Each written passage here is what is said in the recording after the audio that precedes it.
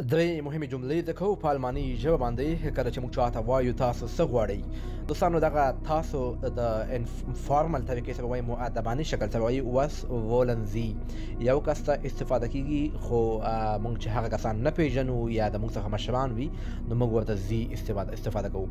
د مثال په توګه زه تاسو چاته وایي زه پیسې غواړم پیسې د په چا باندې قرض وي یا چاته ورځي زه پیسې غواړم دا بیا موږ داسې وایي ich will Geld زه پیسې غواړم